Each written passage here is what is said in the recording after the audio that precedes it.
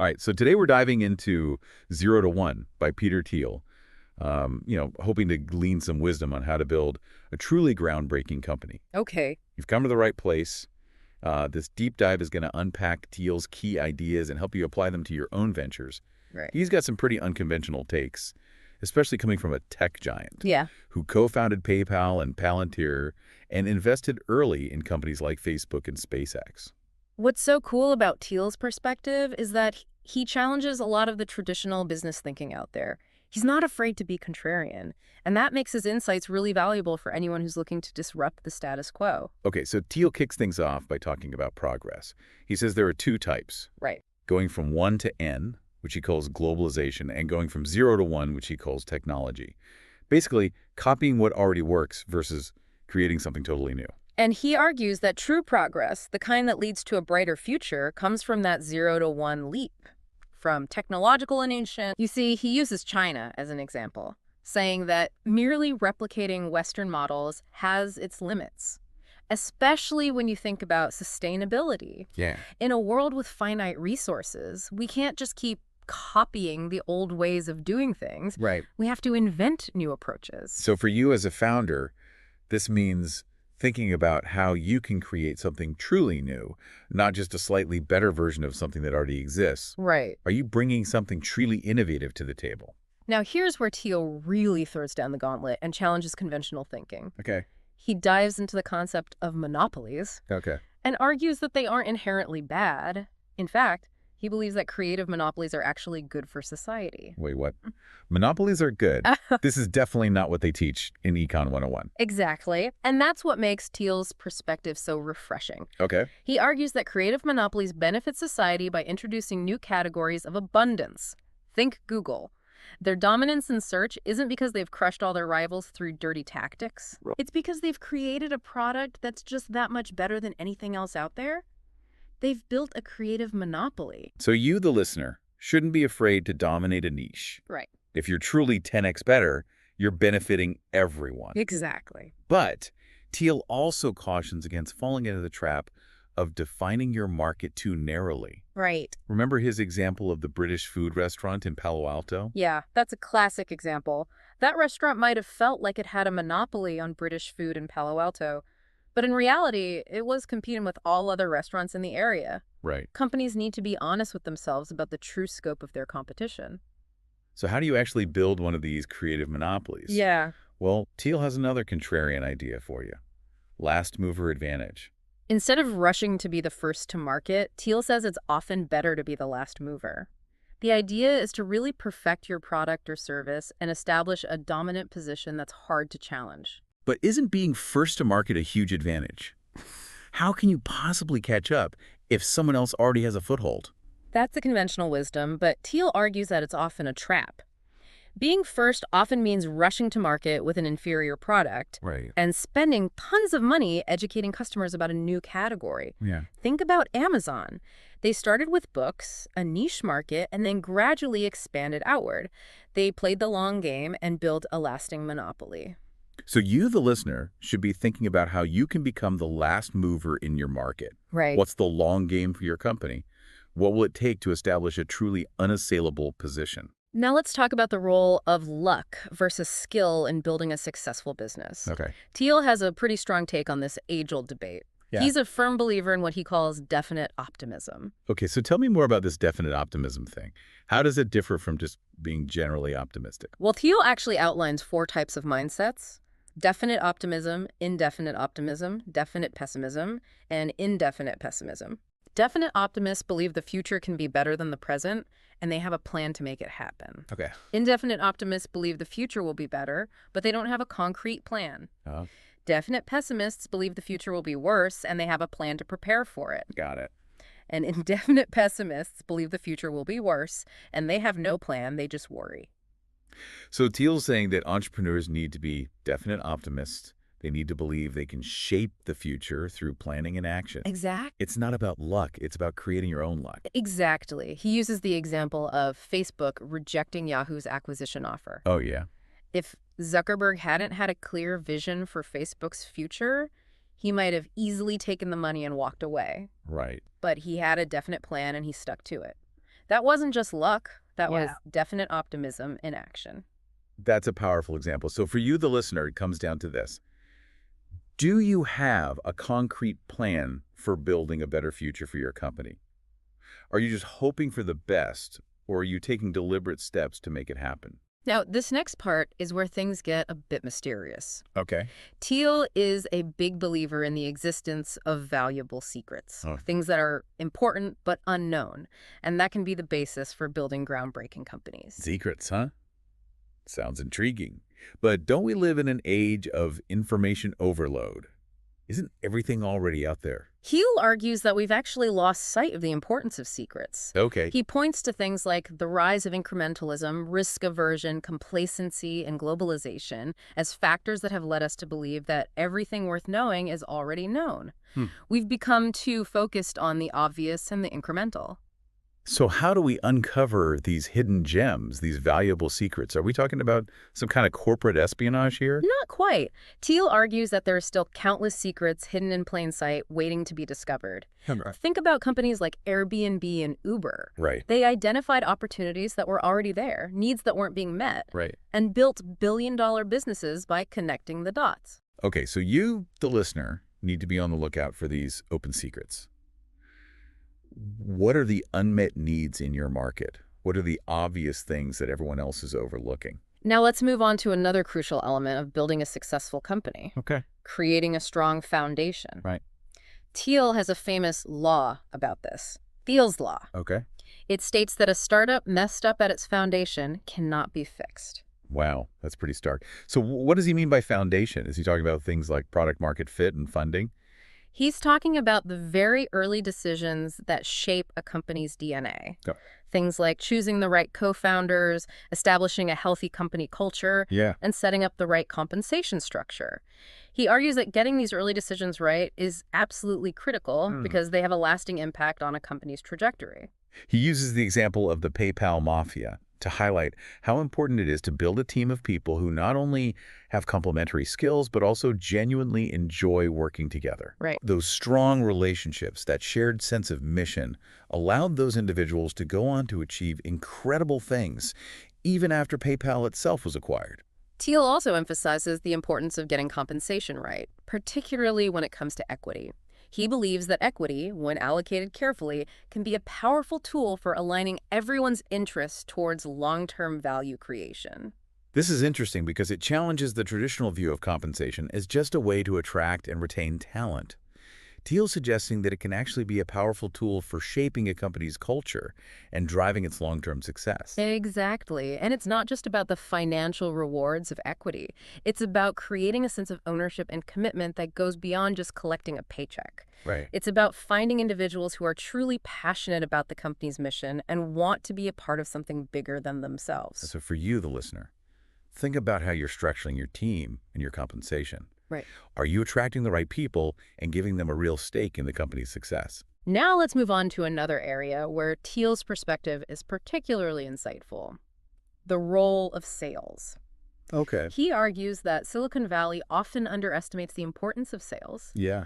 viewing it as somehow less glamorous than product development. You mean like that old joke from the Hitchhiker's Guide to the Galaxy, where all the salespeople are sent off on a spaceship to crash land on Earth? Exactly. But Thiel argues that this bias against sales is a big mistake. Okay. He believes that distribution, his term for everything it takes to get a product to market, is just as important as product development. So he's saying that a great product won't sell itself.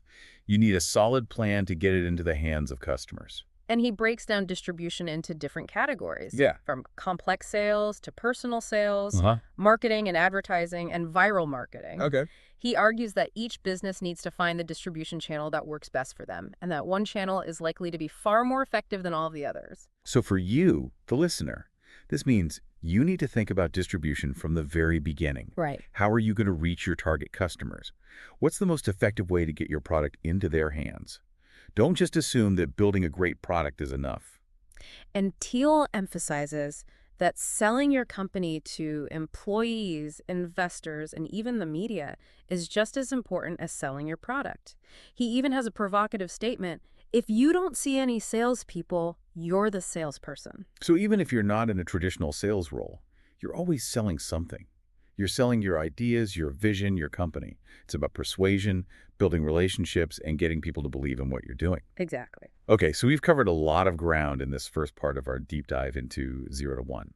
We've talked about progress, monopolies, last mover advantage, definite optimism, the importance of secrets, building a strong foundation, and the often overlooked power of sales. But we're just getting started. In part 2, we'll explore Thiel's thoughts on man and machine, the lessons from the clean tech bubble, and the unique characteristics of successful founders. Sounds good. So tuned. We'll be right back after a short break. All right, welcome back. Let's shift gears now and talk about man and machine. Given Thiel's background in tech, you might think he'd be all about AI taking over the world, but he actually offers a much more nuanced perspective. Yeah, it's easy to get caught up in the hype, especially with all the talk about robots replacing human jobs. But Thiel takes a different approach. He sees computers as complements to humans, not substitutes. He argues that computers and humans excel at different things. Right. Computers are fantastic at processing massive amounts of data, but they struggle with things like intentionality, decision-making in complex situations, and basic judgment calls that are super easy for humans. Okay, so he's not buying into the whole robots are going to steal our jobs narrative. He sees technology as a tool to enhance human capabilities, not replace us entirely. Exactly. He uses a great example from his time at PayPal. Remember how they were losing millions of dollars to credit card fraud? Oh yeah, that's a classic story. They tried building an automated system to catch the fraudsters, but the criminals were too clever and kept adapting. It was a never-ending game of cat and mouse. So what did they do? They realized a hybrid approach worked best. They used computers to flag suspicious transactions and then had human analysts make the final call. That combination of human intuition and computational power allowed them to stay ahead of the bad guys. That's a great example of how human judgment can't be easily replaced by algorithms, at least not yet. It sounds like Thiel is saying that we should be focusing on how to leverage technology to empower humans, not make them obsolete. Precisely. And this insight actually led Thiel to co-found Palantir, a company that uses that same human-computer hybrid approach to tackle complex problems in areas like intelligence analysis and financial fraud detection. So for you, the listener, the takeaway here is to think about how you can use technology to enhance your own capabilities and the capabilities of your team. Don't be afraid of it, but don't blindly trust it either. Find the right balance. Now let's switch gears again and talk about the clean tech bubble. Thiel dedicates a whole chapter to analyzing why this sector, which had so much potential, ultimately crashed and burned. What's interesting about this chapter is that Thiel uses the clean tech bubble as a case study to illustrate just how important it is to answer those 7 key questions he outlines for building a successful business. He argues that many clean tech companies failed because they were built on hype and good intentions, rather than a solid understanding of market dynamics, technological differentiation, and distribution strategies. They basically skipped those essential steps. Looks like they got caught up in the excitement and forgot to do their homework.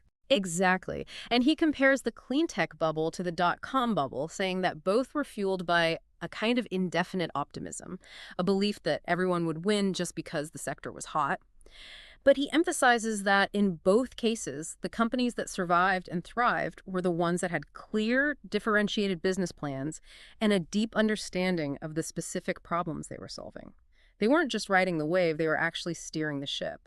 So for you, the listener, this means that you can't just assume you'll succeed because you're in a hot industry.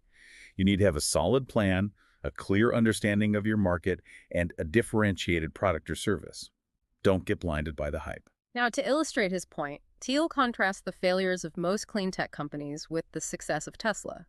He highlights their smart decisions in areas like timing, niche market dominance, branding, and understanding the social aspects of clean technology. Tesla really nailed it in terms of branding. They made electric cars cool and aspirational, which was a huge part of their success. Absolutely.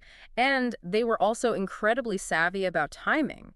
They secured that massive loan from the Department of Energy right when government support for clean tech was at its peak, before the whole cylinder debacle made those kinds of subsidies politically toxic. That's a great example of how understanding the political landscape and the regulatory environment can be just as important as having a great product.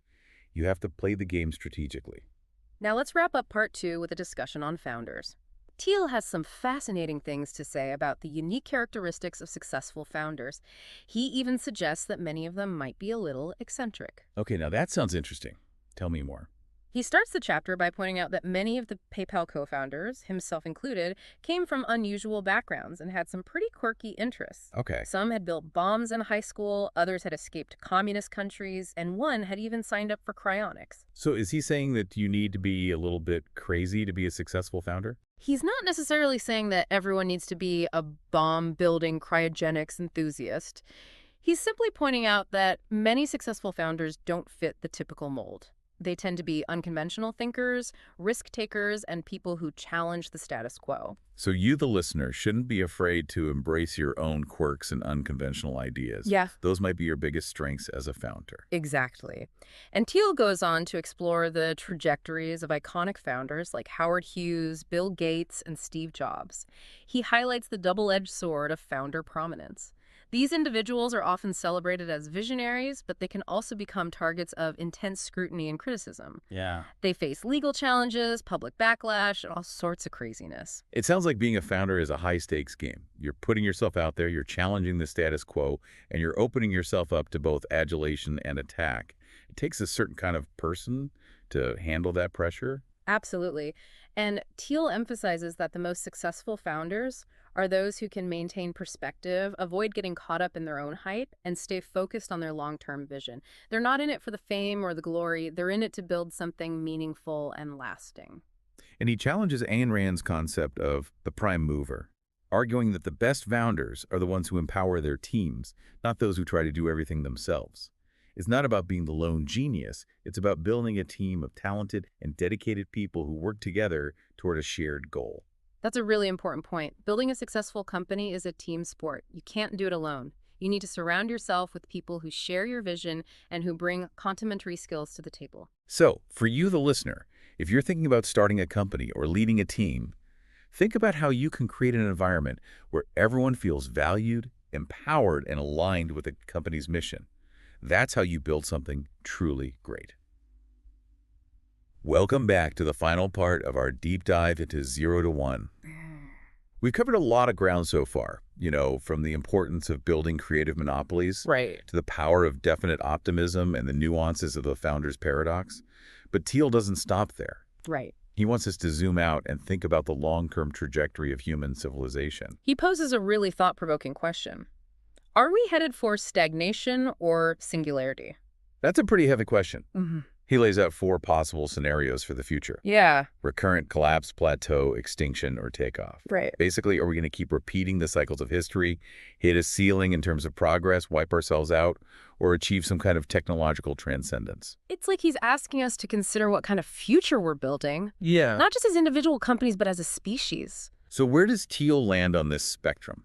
Is he a doom and gloom pessimist or a starry-eyed optimist? He argues that a future of indefinite pessimism, where we believe the future will be worse than the present and there's nothing we can do about it, Yeah. is a recipe for stagnation and conflict. It's like he's saying that if we don't believe in a better future, we won't create one. Exactly. We need to have a sense of optimism, a belief Yes. that we can solve the big problems facing humanity. Exactly. And he argues that the most likely path to a better future is through technological innovation, those 0 to 1 leaps Yeah. that create new value and expand the possibilities of human existence.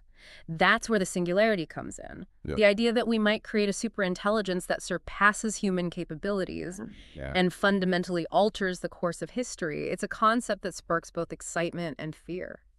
It's mind-blowing to think about the potential of technology to transform our world. Right. But as you said, it's also a bit scary. What if we create something we can't control? Thiel acknowledges the potential risks of artificial intelligence, but argues that we shouldn't let fear paralyze us. Right. He believes that we have a moral obligation to keep pushing forward, to explore the frontiers of technology, Yeah. and create a future worthy of our potential. So it's not about blindly embracing technology or retreating into a Luddite mindset. Right. It's about finding a balance, proceeding with caution, but also with a sense of purpose and ambition. We need to be thoughtful about the future we're creating. And that's ultimately Thiel's message in 0 to 1. The future isn't predetermined, it's something we create Right. through our choices, our actions, and our willingness to think boldly and embrace the unknown. This has been such an insightful deep dive. Thiel really challenges us to think differently about progress, innovation, and the role of technology in shaping the future. He reminds us that we're not just passive observers. Right. We're active participants in creating the world we want to live in. And for you, the listener, the challenge is to apply these ideas to your own life and your own ventures. What kind of future do you want to build? What are the valuable companies that nobody is building yet? What are the secrets that are still waiting to be discovered in your field? Thiel urges us to be the founders, the builders, the creators of a future defined by progress, abundance, and human flourishing. He wants us to think big, take risks, and never stop questioning the status quo. Don't just accept the world as it is. Dare to imagine how it could be and then go out and build it. Thanks for joining us on this deep dive into 0 to 1. We hope it's inspired you to see the world with fresh eyes and to embrace the challenge of building the future.